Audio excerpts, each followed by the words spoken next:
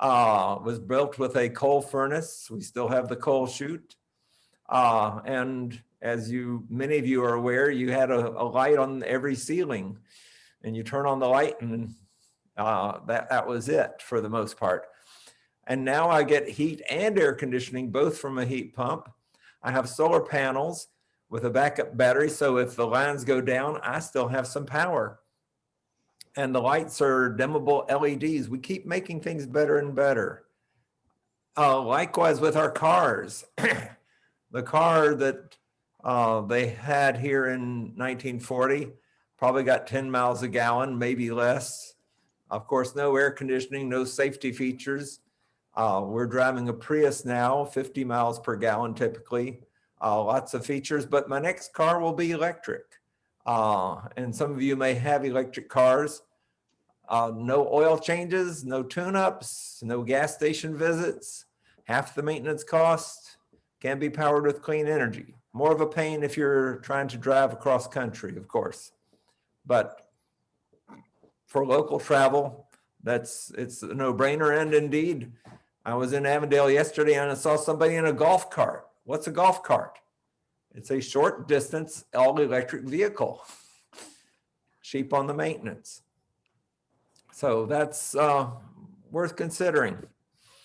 So I need to start though with a quick poll. Frank, do you have this ready for people to pull up? There it is. Yeah. So just give you a question. How familiar are you already with climate change? So no idea, well-versed, feel like you're totally up. We've been talking about climate change, interestingly, for over 30 years. I think the year was 1988 when the head of NASA went before a House committee or Senate committee and first talked about it. And so most of us have done it. And as you can tell, if the poll is up for you, most of you feel well-versed. A few don't have an idea. A couple are totally up, but I'll just do a little bit of the basics. Okay, thank you, Frank. Normally we do this with a show of hands with fingers. So I'm gonna, all right, do I share results? Oh, I thought I shared it, no? Yeah, well now it's, okay. It wasn't going away from me. So okay. Before we were using fingers, and there we go. But for those of you who don't know anything, the way it works, we call them greenhouse gases. They act kind of like glass in a greenhouse. They trap heat. And so normally, and this was happening 200 years ago, a lot of sunlight was being reflected off the earth. And now some of the heat bounces back, in essence. And it keeps the earth a little warmer. And it's a big planet, but it's a definite concern for us. And the scientists are all in agreement. You may have heard this, that yes, it's real. It's caused by increased greenhouse gases, and the greenhouse gases are coming from human activity. So there's no argument in the science. Interestingly, my group goes to Washington, and in our last in-person visit, actually, only one member of Congress or their staffer raised the idea that, well, it's a hoax. So members of Congress are well aware of it. And it leads us to a warmer planet. The 20th warmest years ever on record, and this is slightly out of date, during the past 22 years. So we missed 99 and 2000 in this, but otherwise it's remarkable. If you can see my picture, this is a visual graph of the last 120 years. This is where we started, and this all red group is where we finished. The planet's clearly warming, and it's worrisome. One of the reasons it's worrisome is because we are having more bad weather events. If you look here, we started off with around 250. We reached 400 once around 1988. Remember 1988? So that was uncommon. Now we've only dropped below 400 once, and we're up 750, and this is through 2016. Again, I'm sorry it's slightly out of date, but the trend is very clear that we have a lot more events, and especially we have a lot more these blue events, hydrological events. Interestingly, the earthquakes, tsunamis, et cetera, that number hasn't changed a lot, but it's all in hydrological or meteorological storms and floods. So that's why we're worried. Hello. There we go. And since I'm addressing the garden club, I had to say, what do you do as gardeners, knowing that stuff may happen? So a great thing to do always is to plant trees, but we have to be more careful, have more drought tolerant species, the hardy varieties where we can.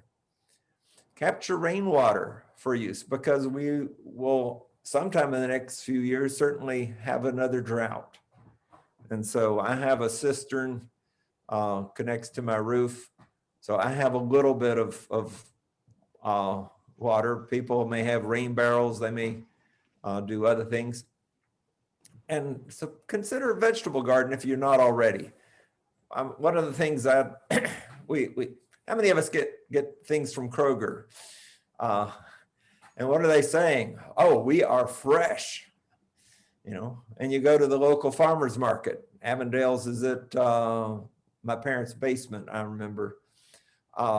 And, you know, they're saying fresh and local.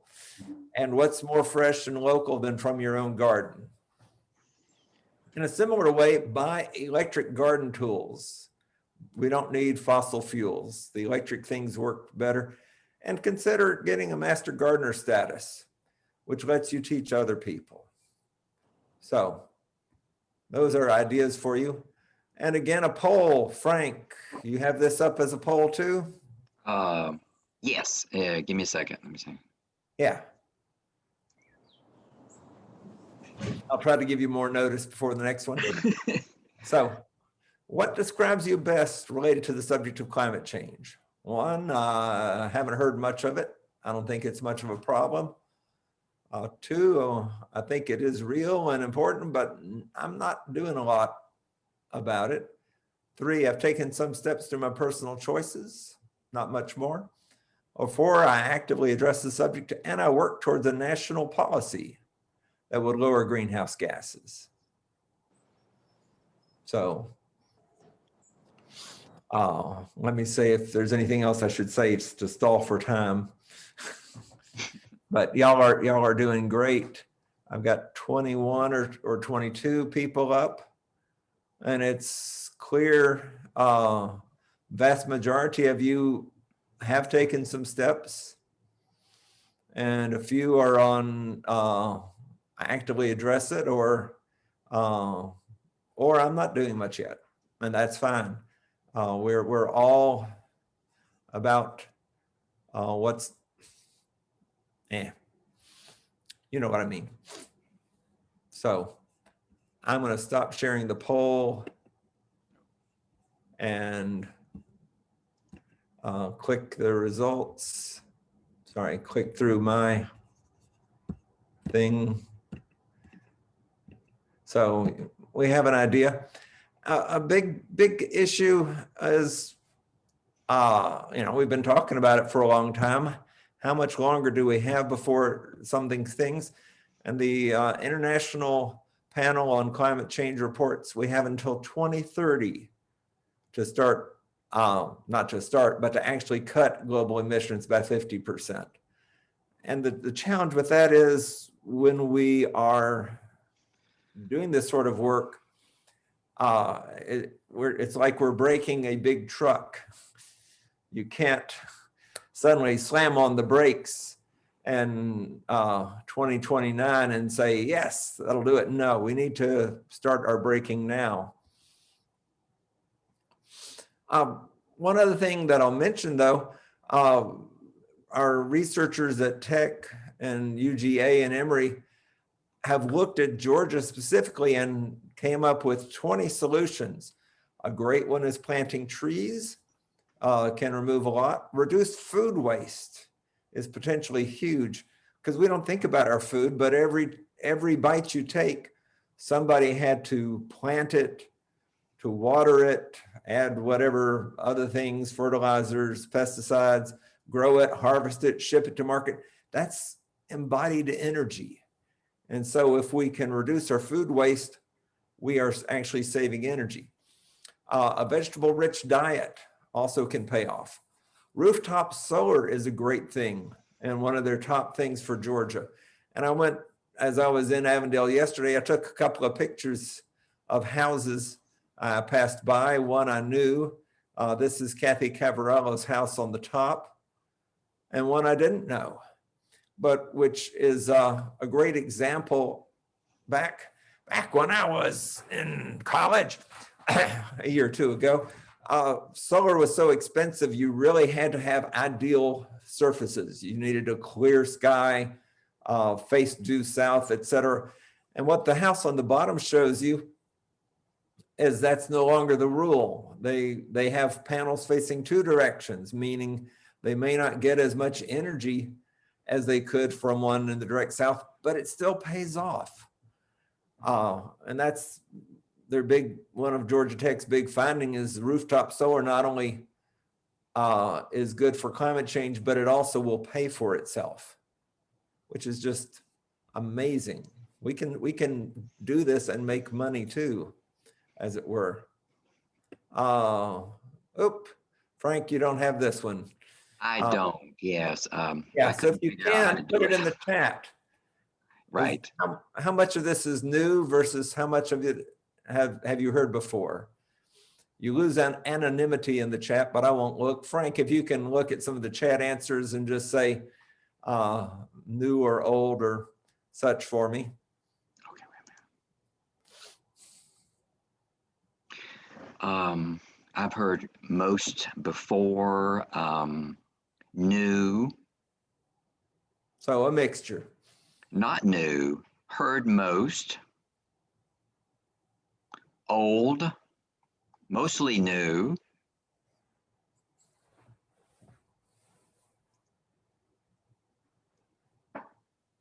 That's all I see right now, Henry. Okay, well, thank you. What I want to do is give us a question now for reflection, because most of us have thought about it, and our recent attitude surveys show more and more Americans get the idea. Although there are still a few climate deniers, they are hugely outnumbered by people who are worried or even alarmed. So let's think a little more about this. If most of us know the facts, if most of us agree climate change is important, what keeps us from being fully engaged? So think about yourself, your friends and neighbors, your community and leaders. Why do you think others aren't fully engaged? And you can say in one sentence, and if you can, again, type this into the chat. What's the story I tell myself, or what's the story I think, the mayor tells himself, or my representative tells himself or herself, and the mayor is also a potential herself. But what keeps me or keeps them from fully engaging around climate change?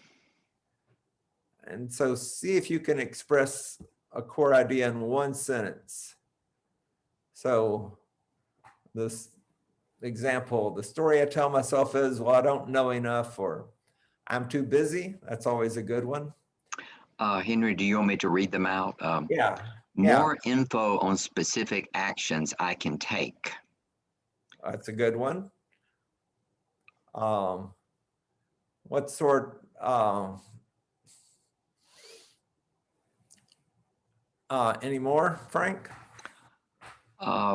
lack of organization, but I don't know if that was from this question or the previous one. Yeah. How many of us always feel Oh, completely organized? I'm sorry. Yeah. Here's one. Economic, oil, and other energy companies don't want this. And then another, lack of focus on problem, frustration with COVID impact on recycling and use of plastic. Yeah.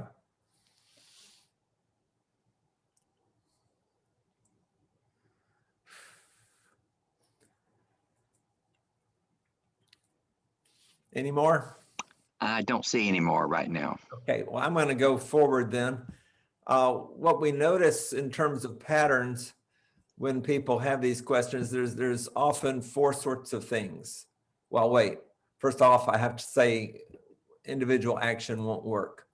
The four, we really need government action, in my opinion. The ideas here, one is personal conviction. Well, I'm not able to do that much. One is a path to success. Well, I don't know what I can do. And a couple of you definitely said that. One is, again, likewise, what sort of specific actions could I take? And then four is, yeah, I could do something myself, but I'm not supported. I don't have anybody else to work with. And so Citizens Climate Lobby, my organization, has ways to get around these things. If you want more information, we have tons of education and training available. And we are one of the largest, if not the largest, climate organizations in the US with 470 chapters, I think the latest count. The path to success. We have a roadmap to help people get to effective national policy. It's a clear roadmap for change, and it is laser focused on building the political will for a national solution that has global impact. So it's wonderful. Action opportunities. We meet regularly. There's an Atlanta chapter meeting coming up Saturday morning at 11. Kathy and I both have information about it. But we also meet regularly with our members of Congress, engaging them, engaging the media, and conducting outreach in our communities, such as this is an outreach. And finally, support. Chapters organize respectful, nonpartisan collaboration. The CCL only has one rule, and that is to treat people with respect, appreciation, and gratitude. So we are not about making people wrong. One of our key values is bipartisanship. We have conservatives and we have liberals. We have, Quakers and we have Baptists. We have, a wide variety of people. So that's a really wonderful thing, what I appreciate about Citizens Climate Lobby. So in a moment, I'll explain CCL's choice, but first, let's talk about what makes a solution good. First off, we think we want to drive large-scale change quickly. Marginal improvements do not make as big a difference as larger improvements. So it has to be a big solution that can reduce carbon in our atmosphere. And we want incentives. We're not looking for control. Sometimes control solutions are important, but incentives, then people say, I can make this choice for myself. We want it fair for everybody. It shouldn't pose a burden on people who are poor or disadvantaged. We want it to be sticky, popularly supported. So a change in political leadership can't just, overturn an effective policy. And we want it healthy for the planet and for the economy. So it should not only reduce the carbon emissions for a healthy climate, but should help create jobs and make the economy better. And incredibly, we found something that meets all these things called carbon fee and dividend. So the short answer is you charge a fee on fossil fuels. You do it at the source. So it's not very difficult to collect. And then that raises the cost. What we're envisioning would be around 10 cents a gallon per year. But that alone helps to change people. Carpooling electric cars, solar panels are more than a good idea. They save me more money. And then the energy companies and leading industries will be motivated to invest in technologies that provide energy with fewer greenhouse gases. So, and it'll help build the economy, whether you have an attic insulation business, long-term alternative energy development, whatever. There's virtually thousands of ways a carbon fee would by making fossil fuels more expensive, we change the incentives. But instead of the government using regulations to restrict companies, industry will want to compete by inventing and investing in the lower cost and lower carbon technologies. So that's the first half. But then the second half, take this money and give it back to households as a dividend. You'd get a check every month to spend however you want, and not just you, of course, but the person who's flipping burgers at McDonald's and Bill Gates. It goes to everybody. It's probably more important to the guy at McDonald's than it is to Bill Gates, but you can spend it however you want. The less carbon you use, then the more of that money you get to spend on your other needs. So it would go directly back to consumers, just like they've already been giving dividends this year, COVID support. And the government does not keep any of the money apart from the cost of operating the program, which is estimated once it's set up to be less than 1%. And what this does is it's a stimulus to the economy, because the low and middle households will start spending it. That will build economic things. And low and middle households will actually come ahead in the studies. Those who use less carbon will be rewarded. So the incentives are in place to do the right thing for the planet.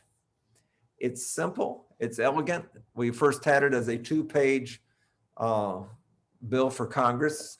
Members of Congress took it and added things to it. So it's now a 47-page bill. But we have to build the political will for Congress to actually want to take it. So we've been building our relationships with Congress and thought leaders on this for some time.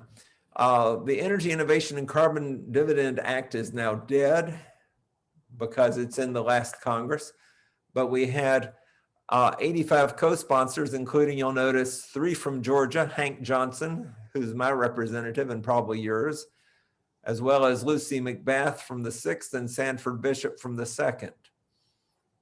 So we can be proud of some of our Georgia members.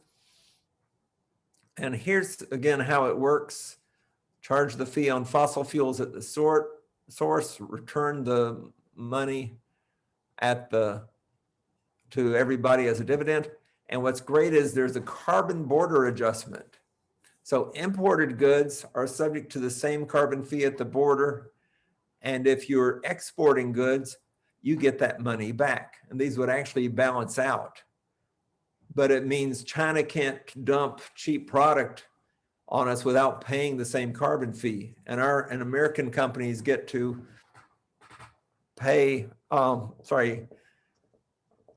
compete globally. There's one other big thing. There is a narrow regulatory pause on only the greenhouse gas effect of CO2 for 10 years. This would avoid doubling up on penalties, and it gives the policy a chance to meet ambitious targets and provides predictability to businesses so they can plan change. If the targets aren't met, the legislation makes sure those regulations can come back in full after the evaluation. So that's a lot to take in, but a little bit more. The benefits of it, it's effective. It'll reduce Americans' emissions by at least 40% within 12 years. supported by economists, supported by scientists. It's simple, comprehensive, and effective. It's good for people. This policy will improve health and save lives because it'll reduce pollution in the air we're all breathing. And it gives people the money in their pockets. And it's good for the economy. Studies have shown it'll create 2 million jobs over the next 10 years. And it's bipartisan. And Citizens Climate Lobby will not do anything unless it's bipartisan. So we have to have Republicans and Democrats both on board, both to co-sponsor the bill. And most Americans support Congress taking action on climate change.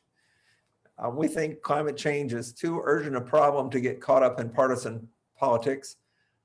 And especially it's revenue neutral as we've designed it. The fees will be allocated to Americans to spend any way they want to. The government doesn't keep the money. So the size of government does not grow based on this bill. And that's very important to some of our members of Congress.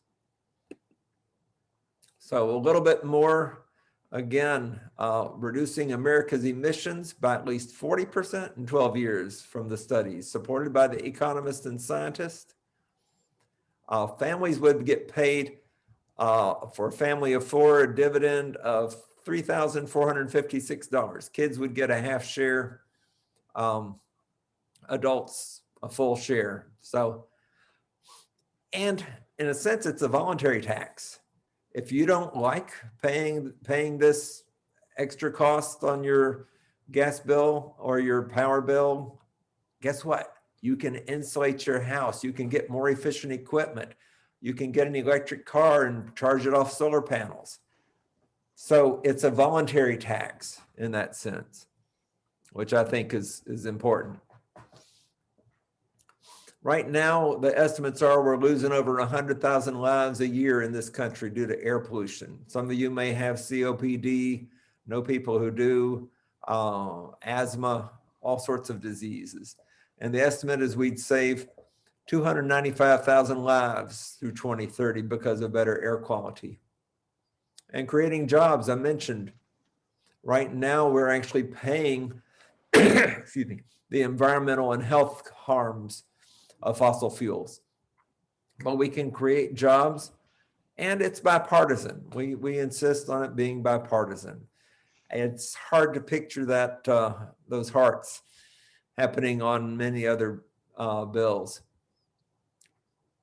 And it's revenue neutral because 100% of the net revenue is allocated to Americans to spend as they want to. Hello. Sorry, it went backwards.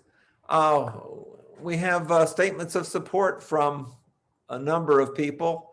I'm just highlighting a few. Don Cheadle, the actor, Representative John Delaney from Maryland, Jesse Diggins, Olympics, Jim Hansen, former head of NASA, Dr. Catherine Hayhoe, who's an evangelical climate scientist. She has great stuff on God and what God is doing for us because he gave us free will, she says. You know, you can't say God won't let this happen. We have free will. Reagan's Secretary of State, George Shultz, Bradley Whitford, who many of us recognize from the West Wing, and this guy named Alex Honnold, who's known for climbing up the side of Half Dome in Yosemite.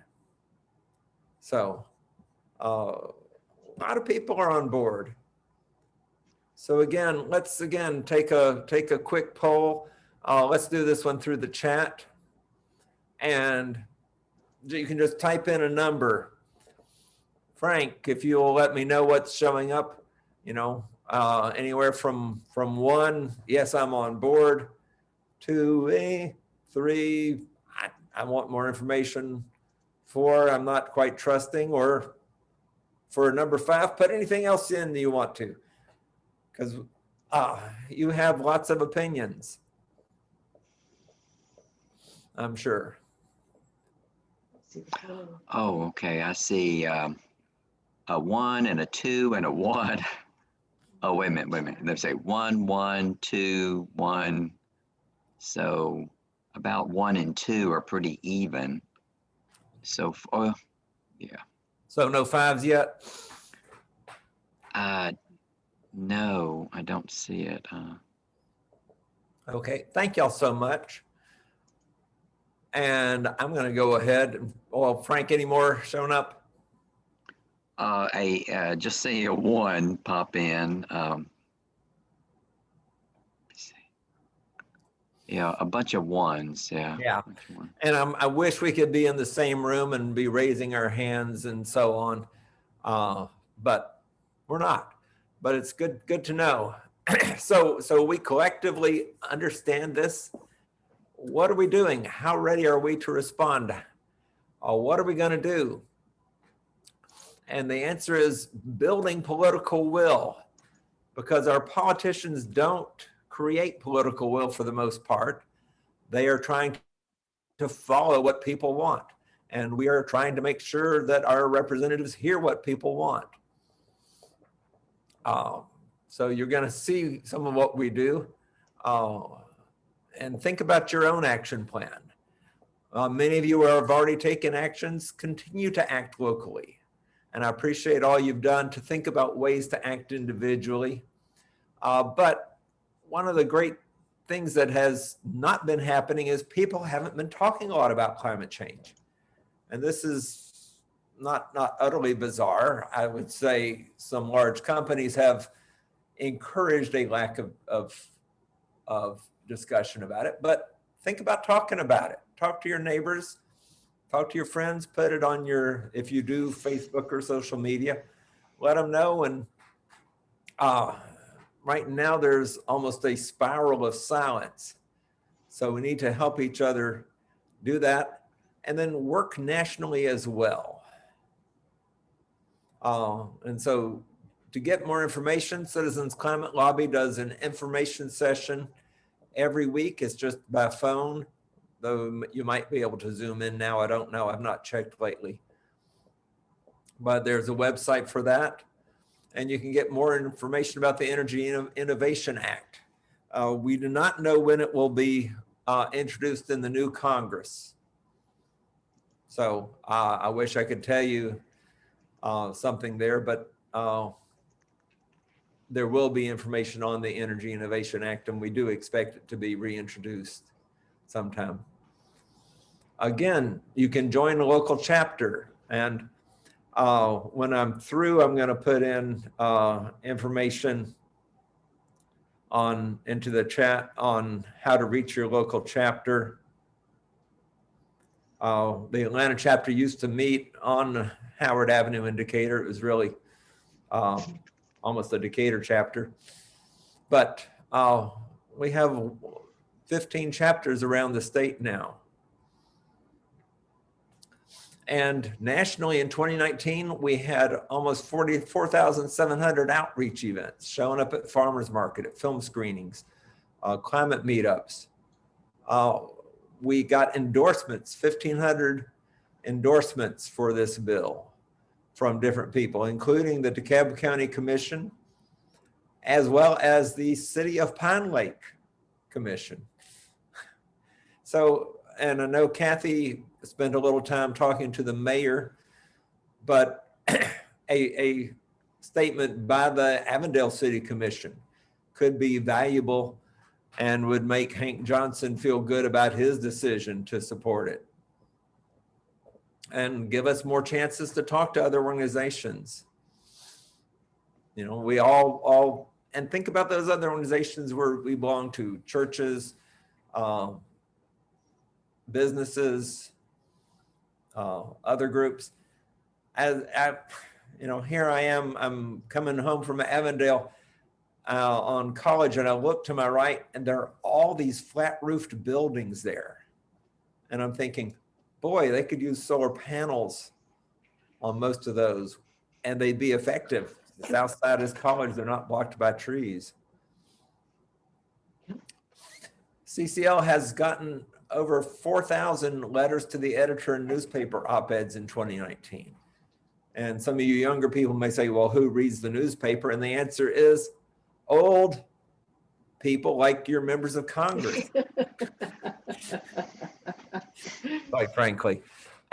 So sometimes we've had letter writing parties. We do stuff on Facebook and Twitter. And especially we go to Congress. Our June lobby day will be actually, I've learned, on Zoom now instead of in Washington. But in November of 2021, we expect to go to Washington. And meanwhile, we will meet with our members of Congress, including our new senators. We've already had some contact there. And we go and talk to Hank Johnson every year and thank him for his support and look for ways we can leverage that so he can write an op-ed and he can do more for us. So I'm going to have you go back to the chat. I wish we were in person so we could be talking, but put into the chat some of these things. What did you learn, or what did you relearn today that's important or that you found energizing? Have you said, oh, I'm going to take some action? And whether it's personal, I'm going to do this to my house or something, or if it's talking to the mayor or other people local, if you know business, or a CCL national policy action.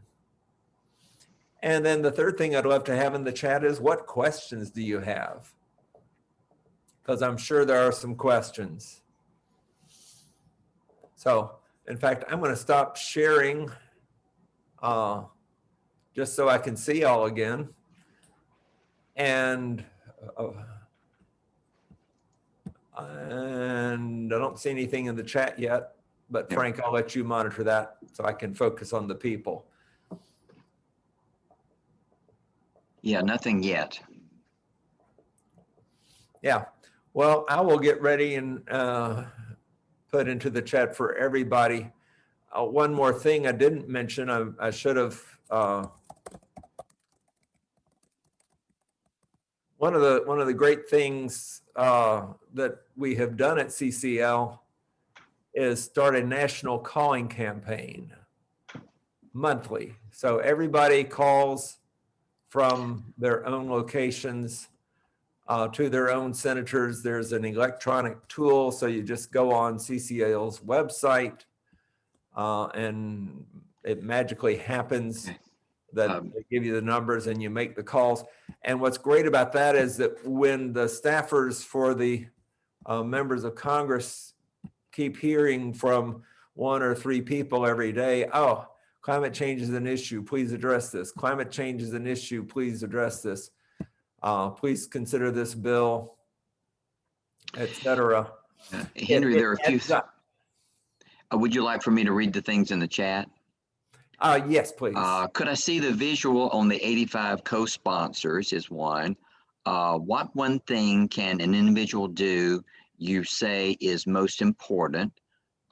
Learn that there is a national effort to organize to combat climate change. How many of the sponsors of the bill were Democrats, since it is a bipartisan effort? And definitely eat more vegetables, less meat, use recyclable products. What would you who would collect the dividend? Thank you for reminding me that there are things I can do. Hey, so let me jump back to the 85 co-sponsors. What's true is that we have not gotten enough Republican co-sponsors. What I'm told, okay, that slides up. What I've been told by our people at headquarters is that we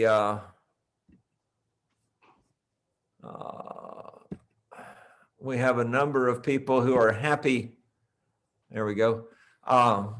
These are all Democrats except for the first, Francis Rooney from Florida.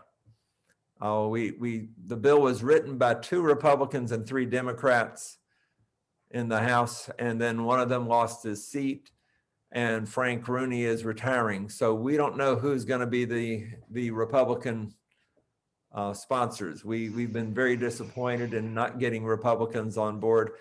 We suspect we will. I'm sure we will get some, because otherwise we're not going to reintroduce this bill. But we badly need Republicans involved, and some of those that you think might be more interested are on the coast of Florida, Georgia, Alabama, etc. But they have not yet embraced it. Like I say, we have several who say, I'd like to be the fourth co-sponsor for Republicans. And we don't know when that will change. So, Frank? Well, the next question was, what one thing can an individual do that you'd say is most important? The single most important thing for people to do is probably to talk about it. That alone, let me stop sharing. You don't need to see that. That alone makes a big difference.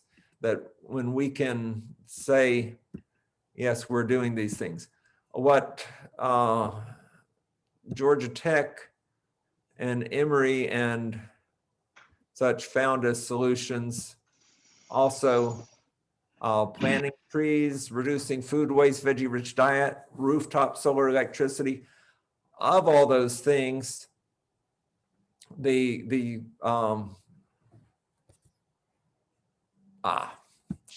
excuse me. I'll pull up this slide again. Of all those things, what can truly make a huger difference is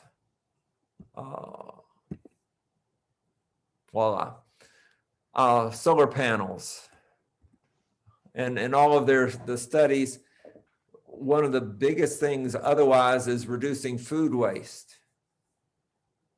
So if you are involved in any food companies besides your own, doing that individually, but cutting your own carbon use and encouraging your neighbors to do so is just very wonderful. But truly, there's an important modeling tool called En-ROADS. I don't remember what it stands for, by a group called Climate Interactive, but they run you through 18 different things you can do. More nuclear power, more solar energy, planting trees, electric cars, all these things. And you sort of have the power to push these.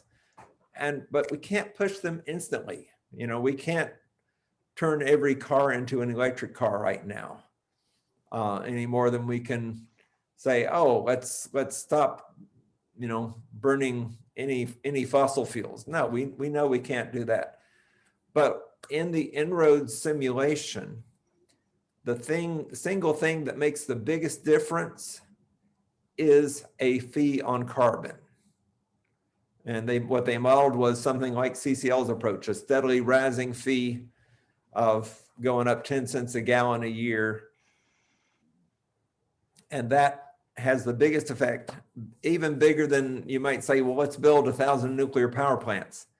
And that may be great, but as we know, hey, we're in Georgia. According to Georgia Power's plans, we started getting, according to the original plans, we were getting nuclear energy from the new plant 5 years ago. It hasn't happened. And so we can't say we can, just up and build a bunch of nuclear power plants. We've got to do things slowly, but by incentivizing, by encouraging everybody to act quickly on their own, oh, this makes more sense. I mean, Pete's Plumbing Shop will say, oh, I need a new truck. Do I get an electric vehicle? Do I get a 10-mile-a-gallon van? Do I get a 30-mile-a-gallon van? And they're going to make that decision knowing that the price of gasoline is going up. And so that incentive becomes very huge. Henry, we're over time right now, but we do have two additional questions if you could address them real quickly. Sure. What is the difference between a carbon fee and a carbon tax? And is it true that many businesses see the value to them of renewable energy and have added solar, question mark? Yeah. Uh, we sometimes call it a tax, sometimes call it a fee. It was George Shultz, who was also former Secretary of the Treasury, who said, if the government doesn't keep the money, it should be called a fee. Oh. So, but we accept either name. And what was that second question? I'm sorry. Is it true that many businesses see the value to them of renewable energy and have added solar, etc.? Question mark. It is true that some businesses have. Walmart's been doing some. For example, they've proven to be more forward thinking, and they have huge rooftops. So some businesses are, some are being slower. I talked to one firm though. This was a few years ago. They had put in solar panels, and they said we're getting a 17% return on this investment. And I thought, I can't get 17% from the bank. I can't get, I might get it from the stock market if I'm lucky, but that spoke to me. So some businesses have, a lot of businesses are, if it ain't broke, don't fix it type. But again, with a carbon fee, it would add up. So I'm going to put in a I mentioned the monthly calling campaign that's now before you. And I also want to show you one more slide that I really like. So, hello. Don't do that. Do this. Sorry to show the inner working, so to speak. But this was the guy who started Citizens Climate Lobby, Marshall Saunders. He passed away about a year ago. But he said, I used to think the important people were taking care of the important problems. Henry, we can't see anything. You can't see anything? No. Terrible. Thanks for letting me know. Shoot. What happened there? It doesn't matter. Something always happens. Technology. Can't live with it, can't live with it. Okay, is that better? Yes. Yeah, this was Marshall. He was a Rotarian in real estate in San Diego and won a big prize. Anyway, he said, I used to think the important people were taking care of the important problems, but no, preserving a livable world is up to us little people. What we do and do not do really counts. So thank you. There's my contact information. Feel free to email me or call me and I'll tell you more about Citizens Climate Lobby and give you Zoom information. I gave you the contact for the monthly calling campaign, which is one very effective thing to do. And thank you so much for your time. Henry, thank you. Thank you. Thank you so much for bringing this valuable information to us. Kathy Cavallero, thank you for bringing this speaker to us today. It really was very, very beneficial. So if you have other questions, please put it in the chat and we'll get it to Henry at some point. We're running behind really long right now, so I'm going to turn it over to our president, Kathy Kingsbury. Can you unmute yourself, Kathy?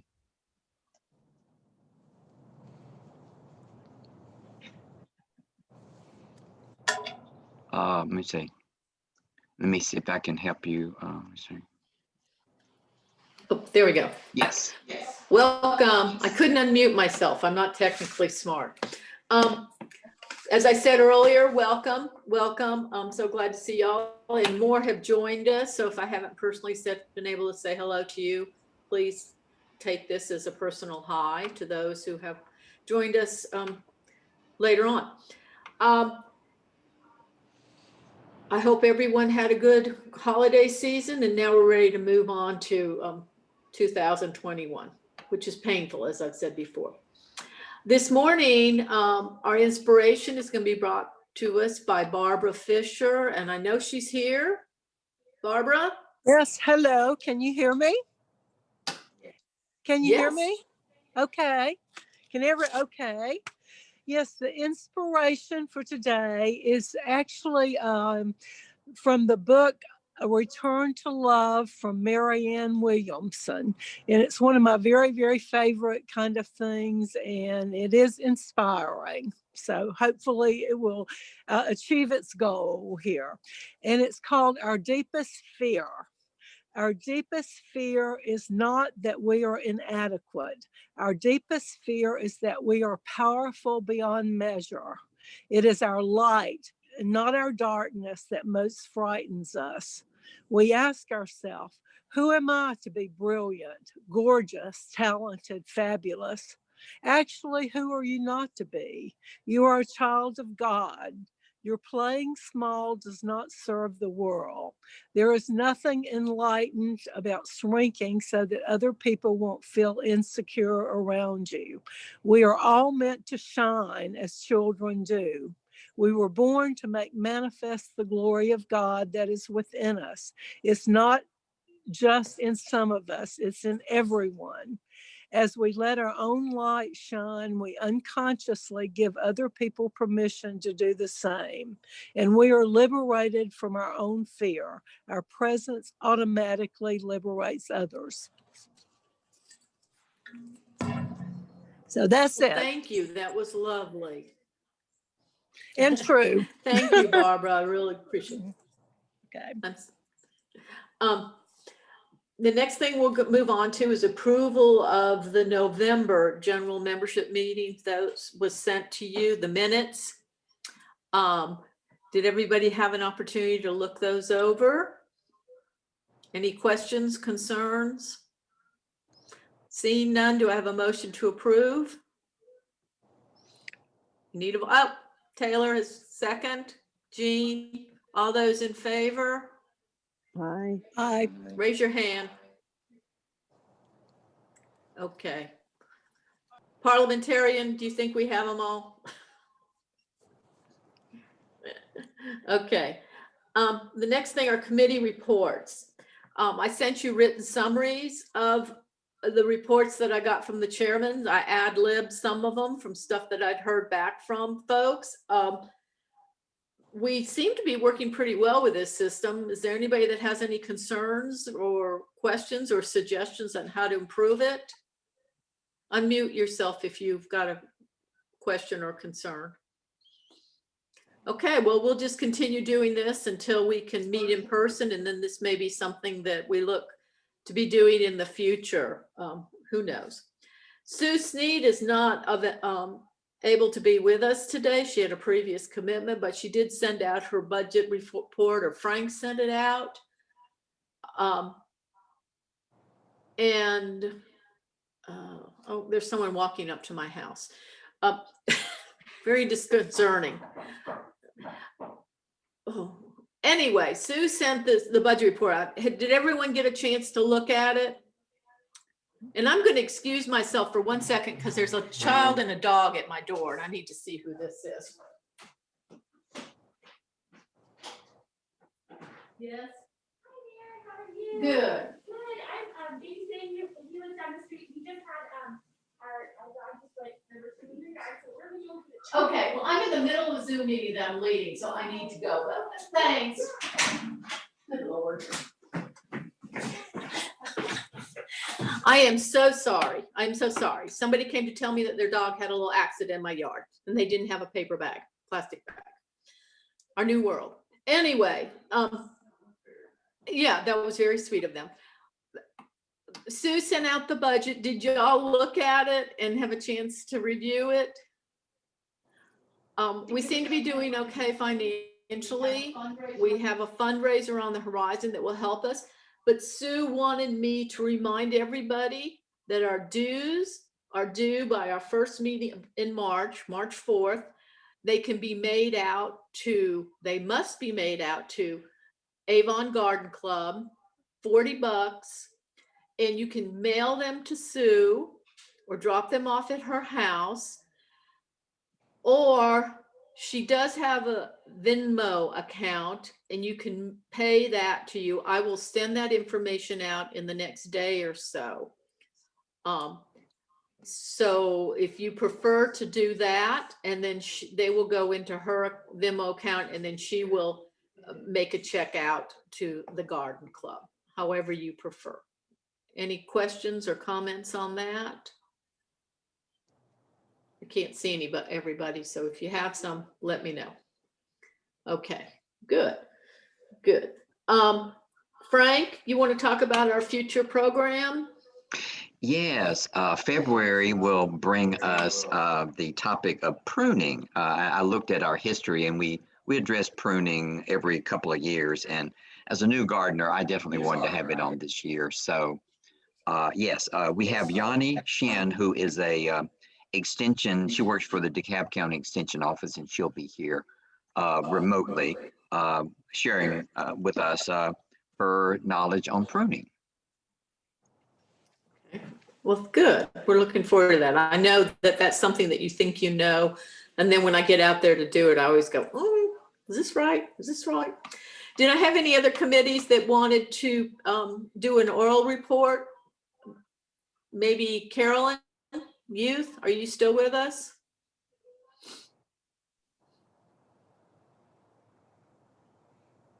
Maybe she left us.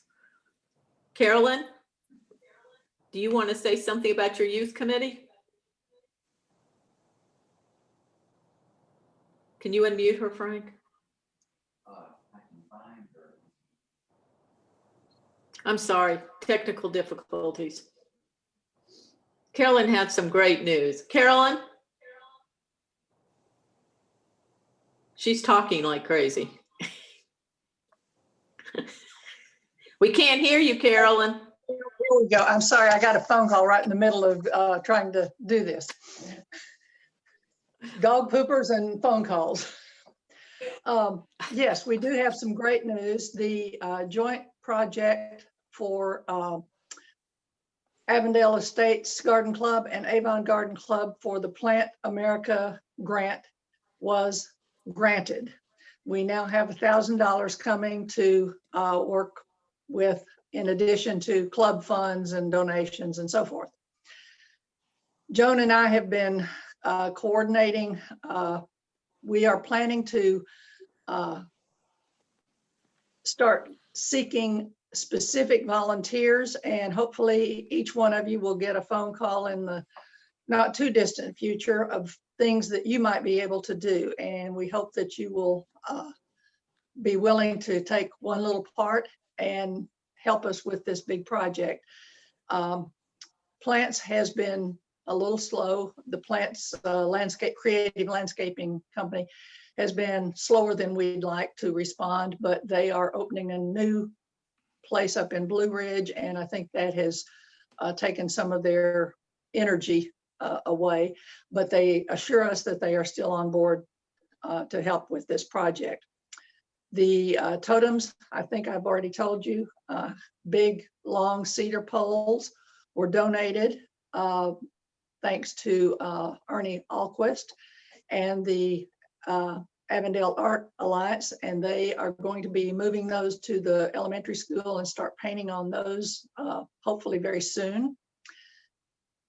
We also have 2 volunteers that are going to build the lending library, Ernie Alquist and Louis Beline.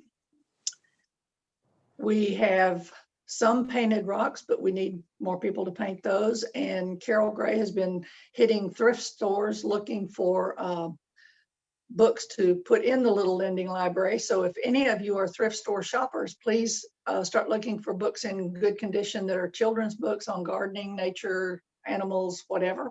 Oh, good. And please volunteer as soon as you get your call from a member. Jane Howell Darnell has sent out 50 letters to Avondale Estates, Avondale Elementary School, Avondale, back up, slow down. Avondale Estates residents who also went to Avondale Elementary School and is telling them about the brick project. And the bricks are really cool. And you can basically list your kids that went there or honor someone or whatever that you'd like. And I think basically that's it. Thank you. Thank Any you. questions? This group has, boy, they've been working undercover a lot. There's a lot going on behind the scenes, and we really appreciate everything they do. And if you feel so inclined, please support them with the purchase of a brick. And of course, painting rocks sounds fun too. We'll see. And it takes no artistic talent at all. Oh, good, good. I will be there then. Any other committees want to say anything? I can't see everybody. Jean. I just have a question about the rocks. What's the story on the rocks that go along with that project? What are you looking for? Good question. Basically, we have some river rocks. And if anybody else has river rocks that they would like to donate, that would be wonderful. The rocks are to be painted with 2 coats. Basically, we're priming them. Then we're going to take those to the art teacher at Avondale Elementary. And once we get the kids back in school, they are going to put their creative designs on the rocks. Oh. So it's not something like you or Michelle need to do necessarily, but if you have some time and would like to paint rocks, that would be wonderful. We just are putting a base coat on and then a lighter coat, pink, blue, yellow, white, whatever, so that the kids will then come in and take a rock and be ready to go. And these are going to be throughout the garden, but primarily around the base of the totem poles. Thanks for asking. Hey, Carolyn, Yeah. I have a question. Yes, Um, yes.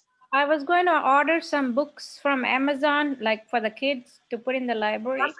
So where should I bring them to? I mean, who should I hand them over to?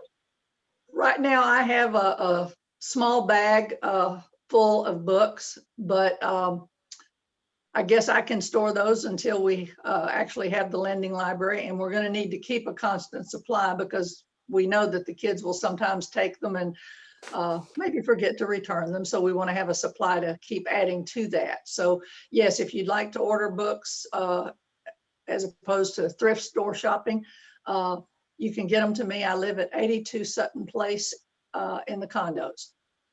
Because they also have books on how to paint on rocks, which I looked at. So that'll be great too. That would be good, except that I think the art teacher already has that information. Okay. So since the kids are going to be painting them, I don't know that we need to necessarily buy those. Primarily, we need gardening, nature, books about little animals and things like that. Okay, thank you.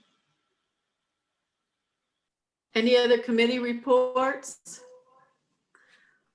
I think I'll add this here. It's not really, but the executive board met last night briefly before our Zoom collapsed, which we were all pretty happy about. But anyway, we were talking about meetings and how to conduct them. And at this point, it appears that we will continue our Zoom meetings for a while. But we also decided that, and we don't have a plan, and this sort of ad hoc, that we will do an installation. We don't know if we'll do an in-person installation or a Zoom installation, but there will be an installation of officers this year. So don't look panicky, Jennifer. So just mark on your calendars to try to attend that meeting, because we will have some new officers coming aboard, and we just wanted to make sure that even though we're still going to be meeting Zoom wise, I think by then that we will do some sort of event. We'll have time to plan. That's the big thing. I do have some president's announcement. Today, Sue is not with us, but it is her birthday, and I wanted to acknowledge that. I'm sure many of you know that she's had kind of a rough year. She's doing well and she's fine, but if you see her on the street or want to send her a birthday wish, I think our committee has done that, but it is her birthday. I wanted to update y'all very briefly about our flags, our garden flags. The design committee met at the end of the year and they selected a design. I have not seen it yet. I understand it's being, as I said in the newsletter, camera and print ready.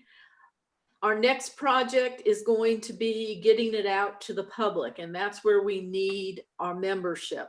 Once we have the design completed, you'll hopefully get a form and a picture of the design, and that the form is an order form that you can order for yourself, but we want to make this a community effort. We want to see as many of these flags in Avondale to celebrate, hopefully lots of things. Spring, back to health for folks, back to somewhat normal world.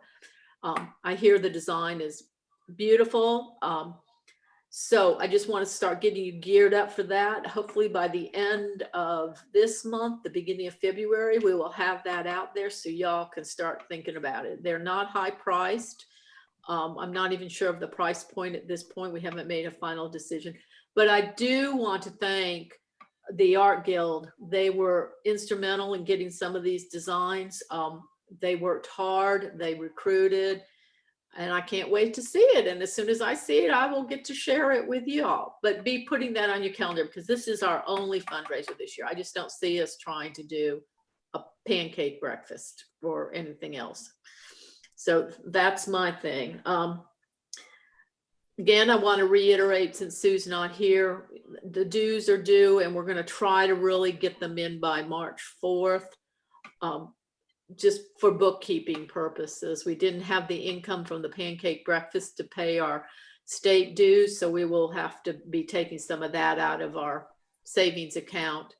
And so as many as we can get in before time, the better we are. And I think, do we have some member announcements?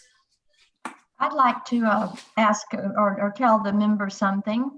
I have a granddaughter who sells Girl Scout cookies, and she's been told that this year they will not be allowed to go around door to door or to sell in public places due to the COVID pandemic. So if anyone would like to order them, I have an order list. I will deliver them. I won't collect the money until I do deliver them. And my contact information is in the Garden Club directory. So if anybody wants to buy them, I know on occasion before I had grandchildren selling them, you know, sometimes I'd want to buy them and no one would come by to sell them to me. And maybe I didn't get to the grocery store when they were selling them out there. So I would actually be looking around for a place. So just if anybody wants them, she is selling them and I can take the orders. Thank you. I want to say one thing as a member. I want to thank the executive team for sending out their Christmas card. I think, and I don't know if y'all realize this, but Jean designed our cards for us this year. Jerry Hardman, Duramax Roofing. I thought they were delightful and we enjoyed getting them. It was nice to open something other than a bill or a campaign flyer. Yes, they were beautiful. We're both, yeah. Mary Lou, I also wanted to thank Mary Lou for putting together our Zoom holiday party. I think we had a great time. It was a lot of fun. And she put that all together in a pretty short period of time, and I was impressed. So that gives us hope for our Zoom installation. Maybe we'll put Mary Lou in charge again. No, creative skills. But I just want to thank all of you. I miss seeing you. I can't tell you how much I miss talking to you guys. I see a few of you on the street occasionally, but for the most part, hopefully before too long, we'll get to see. Anybody else? Anything else that we need to cover that I didn't cover? I wanted to make the Shout announcement. out. I wanted to make the announcement of our Garden of the Month. Oh. Go, honey. It's 2 Clarendon Avenue, and it's the home of Susie and Dave Dieters. Oh, So it's always lovely, and during January, it's a little bit harder to be lovely. So And I'd also, while I have y'all's attention, just thank everybody for their participation in the Tour of Lights. I think most of the people participated, and I know I'm a little on the prejudice side, but I think it turned out great. It did. Yes. It did. I haven't Great taken my idea. lights down. I can't stand to take them down yet. I guess I'm gonna have to this weekend because it's just brought me, I mean, it's just so joyful, you know, looking at the lights and this, everything's just been so, in this time has really brought a lot of joy, I think. Thank you, Connie. I love looking at your lights. I wish you'd keep them up all year. Me too. I agree. That was gorgeous. Yes. It's Yes, it amazing was how many fun, people and I hope that Yeah, I mean, the city really came together. I mean, there were very few houses that didn't have any lights, you know? I hope it's something that we can continue now that everybody has gone to the trouble to figure out how to do it, that it won't be such a chore in the future and we can continue it. Right. It is nice. Any other announcements? So Kathy, this is Candy. Can you hear me? Yeah. Oh, Candy, that's Yes. right. Great. Candy has some big news. Yes, Share, Candy. Yes, I wanted to share with everyone that I will be relocating to Florida. I will be joining my sister who lives in the Villages. And my house will be going up on the market on Friday. Wow. So I've been getting that ready and I've already got a place down there. I will also be downsizing, but I just wanted to take this opportunity to thank everyone for being such good supporters and friends and great professional women who have made an impact in Avondale. So keep up the good work and I will try to find a like group in Florida. So thank you very much. Oh. Yes, you. This is a bittersweet moment for all of us. Well, I'm going to definitely miss Avondale. Yeah. I'm going to miss all my friends. I feel like I have 10 or 20 sisters in Avondale. We're a very, very good support group for each other. And, you know, God knows we all need that from time to time. So it's very important to continue that. And hopefully I'll be able to find some new good friends down there. I will probably be one of the younger people there because a lot of people go later, but I'm hoping I can go at the right time and enjoy it. And I will have 4 swimming pools within a 10-minute walk or a cart ride.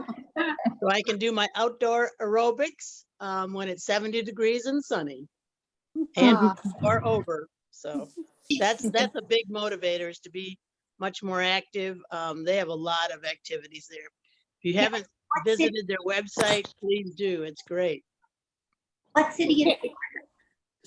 Sorry, Candy, thank you for all you have done for Avondale. Well, for the Garden Club, but all of Avondale. Well, thank you. Yeah, I feel good that I have made an impact here. I think we're in a better place than we were before. You will be missed, Candy. Well, thank you. Yes. Thank you. Yes. Yeah. she And will what be. city are you going to be in at the Villages? Well, I'm going to be in the St. James neighborhood, but the city name is actually The Villages. There's about 125,000 residents currently, and they're constantly building. And I don't know how many acres. It's big. Because they have a lot of green space, a lot of carts. They have a lot of preserves, a lot of marshes and lakes and things that they do. So it's like being on vacation. So, Good luck. Good luck to you, Candy. yes, thank you. know. So, as I said, it's a bittersweet moment for all of us. We're happy for Candy, but we're sad for ourselves. But she did say that she would take field trips up to Atlanta occasionally. So those Right. of us that have guest rooms, we will Right. keep a space for her. Right. And y'all are welcome to come Any down. other announcements?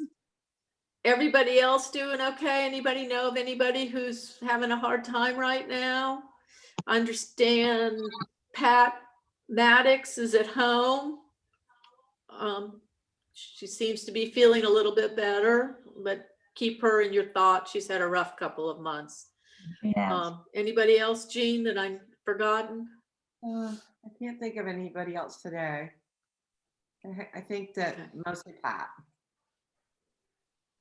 Yeah, well, of course, we're keeping Pat Brown and Kathy DuPre's husband Rod in our thoughts. Oh, They yeah. both have upcoming adventures. Thank you. Anybody else? Hey, Kathleen, do you Okay, know? well then, Do you know where Sue is? I got something for her, but I don't get response when I texted her. Do you know where she is? Who? Sue Sneed?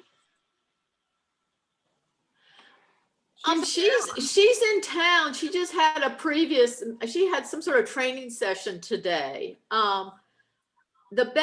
Usually she responds to texts. Right. She didn't respond But, for yeah. 2 days, I think. So I was wondering if she's in town or not. Yeah. Yeah, she is. She's been pretty busy. So, but just continue. And she and I talk a couple times a week, so I'll make mention that you're trying to get in touch with her, Susie. Okay. I'll go stop by walk. Anybody else? Thank you. Okay. So dues. Oh, yes, Taylor. And Peggy, I see you too. I was just saying bye. Bye. Bye, Taylor. Bye. Do I have a motion to adjourn the meeting? I have a second. So be it. Y'all have a great day. Thank you. Thank you. Bye. Everyone. Bye.